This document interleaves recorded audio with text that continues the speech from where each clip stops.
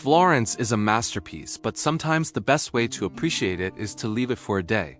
Just beyond the city lies Tuscany, a landscape shaped by time, patience, and tradition. Rolling hills, vineyards, white marble mountains, and cities that feel frozen in history.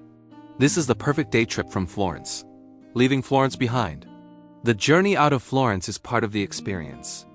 As the city fades, the scenery changes quickly. Urban streets give way to open countryside. The air feels lighter. Time feels slower. Tuscany doesn't rush to impress. It reveals itself gradually, through hills that rise and fall like waves, through narrow roads lined with cypress trees, and through villages that seem untouched by urgency. Rolling hills and vineyards. Tuscany's rolling hills are not just beautiful, they are purposeful. These landscapes have been shaped for centuries to grow grapes, olives, and grain. Nothing here feels accidental. Vineyards stretch across the countryside in quiet patterns. Wine tasting in Tuscany isn't about excess. It's about tradition. Each glass reflects the soil, the climate, and the patience behind it. Sitting among the vines, tasting local wine, the world feels distant. There's no rush, no noise. Just landscape and time. Wine tasting. Tuscany's living heritage. Wine in Tuscany is not an attraction, it's a way of life. Small wineries welcome visitors not with spectacle, but with stories. Generations working the same land. Seasons dictating rhythm. Quality valued over quantity. A simple tasting becomes a lesson in place. You don't just drink the wine, you understand it. Carrara marble quarries. Then the landscape changes again. The green hills give way to white mountains as you approach Carrara. These marble quarries have been active for over 2,000 years.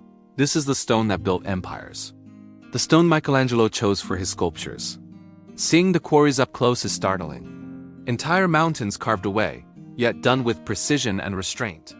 The contrast between raw industry and natural beauty is striking. This is Tuscany's hidden side, powerful, quiet, and deeply historic. Pisa and the Leaning Tower. The day ends in Pisa, a city often reduced to a single image. But standing before the Leaning Tower in person is different. It's not just the tilt, it's the setting, the open square, the symmetry, the calm. Pisa feels peaceful, not crowded, especially outside peak hours. The Leaning Tower isn't a novelty. It's a reminder that imperfection can become identity. Why this day works. What makes this Tuscany day trip perfect is balance. Wine and landscape, nature and history. Quiet moments and iconic landmarks. You experience Tuscany not as a rush of attractions, but as a rhythm. Each stop feels different, yet connected.